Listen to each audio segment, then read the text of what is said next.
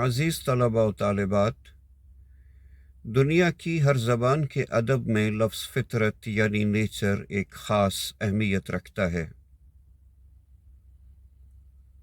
Religion, psychology, فلسفی اور science نے اور دیگر علوم نے اس لفظ فطرت کی اپنی اپنی تشریحات اور توجیحات پیش کی ہیں۔ ڈکشنریز، کتابوں، مقالہ جات، ماہرین کی گفتگو یا لیکچرز میں اس لفظ فطرت کی جتنی تعریفیں یا ڈیفینیشنز کی گئی ہیں، اگر ان سب کو انالائز کر کے دیکھا جائے تو 5 پوائنٹس سامنے آتے ہیں جو خاص اہمیت کے حامل ہیں۔ سب سے پہلی بات یہ ہے کہ فطرت یعنی نیچر ایک انویزیبل کاسمک فورس ہے۔ اس انویزیبل کاسمک فورس نے کاسموس کو کریٹ کیا اور اس کو مستقل طور پر سسٹین بھی کر رہی ہے۔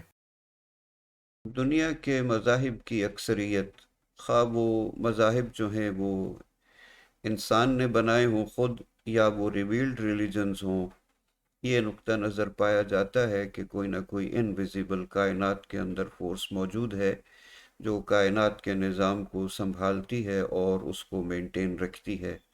اسی طرح سے کچھ فلسفیز ہیں جیسے نیچرلزم کا فلسفہ ہے، ٹرانسینڈنٹلزم کا فلسفہ ہے، سپر نیچرلزم ہے اور پینتھیزم ہے۔ تو یہ فلسفیز بھی اس بات پر یقین رکھتی ہیں کہ کائنات کے اندر کوئی نہ کوئی قوت موجود ہے جس کی وجہ سے کائنات جو ہے وہ وجود میں آئی ہے، اور وہی قوت ہے جس نے اس کائنات کے نظام کو سنبھالا ہوا۔ اب سوال یہ ہے کہ اس کاسمک انویزیبل فورس کا بیہیویئر کیسا ہے؟ اس سوال کے جواب میں 3 میجر نقطہ نظر یا 3 پوائنٹس آف ویو موجود ہیں۔ پہلے نمبر پر جو پوائنٹ آف ویو ہے وہ یہ ہے کہ یہ invisible cosmic creative and controlling force بہت زیادہ کائنڈ ہے، جنرس ہے، رحیم ہے، گائیڈ ہے، گارڈین ہے، ایجوکیٹر ہے، وغیرہ وغیرہ۔ روسو اور ورڈزورتھ اسی نقطہ نظر کے قائل ہیں۔ انویزیبل کاسمک فورس کے بیہیویئر کے بارے میں دوسرا نقطہ نظر یہ ہے کہ یہ کرول یعنی ظالم ہے۔ سسرو اور پاسکل اسی نقطہ نظر کے قائل ہیں۔ تیسرے نقطہ نظر کے مطابق یہ انویزیبل کاسمک فورس انسانی اعمال سے لا تعلق یعنی انڈیفرنٹ رہتی ہے۔ تامس ہارڈی اور ڈی ایچ لارنس بڑی حد تک اسی نقطہ نظر کے قائل ہیں۔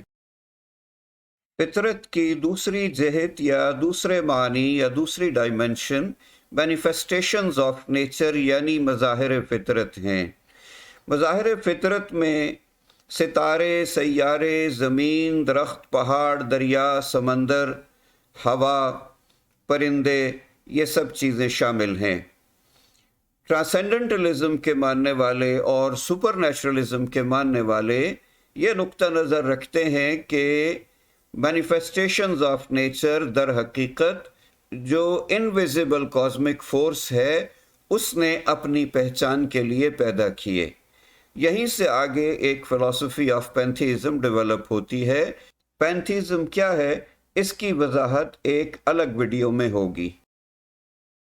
فطرت کی تیسری تعریف یا تیسری ڈیفینیشن یا ڈائمنشن یا جہت یہ ہے کہ وہ تمام قوانین جن کی بنیاد پر یہ نظام کائنات چل رہا ہے، ان تمام قوانین کو فطرت کہا جاتا ہے۔ ماہرین لاز آف نیچر لکھنے اور بولنے کی بجائے صرف لفظ فطرت ہی لکھ دیتے ہیں اور بول دیتے ہیں۔ سائنٹیفک اپروچ رکھنے والے لوگ اور ایمپیریسزم کی فلسفی پر یقین رکھنے والے لوگ جب لفظ فطرت استعمال کرتے ہیں تو ان کی مراد قوانین فطرت یعنی لاز آف نیچر ہی ہوتا ہے۔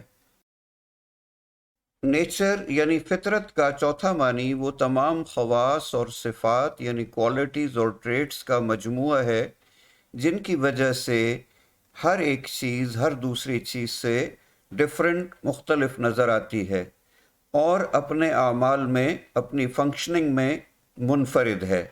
جیسے آگ کی فطرت جلانا اور پانی کی فطرت بجھانا۔ 5ویں نمبر پر انسانی فطرت ہے۔ انسانی فطرت کے حوالے سے بھی 3 یا 4 مختلف نقطہ نظر موجود ہیں۔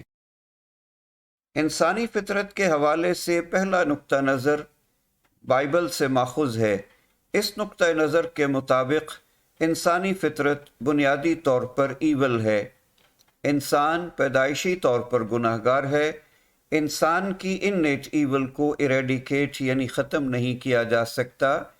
اس انیٹ ایول کو کم یعنی منیمائز تو کیا جا سکتا ہے۔ معاشرہ کا دباؤ انسانی انیٹ ایول کو سپریس کرتا ہے۔ جان لاک کے مطابق انسانی ذہن ایک کلین سلیٹ یعنی ٹیبولا راسا کی طرح ہے۔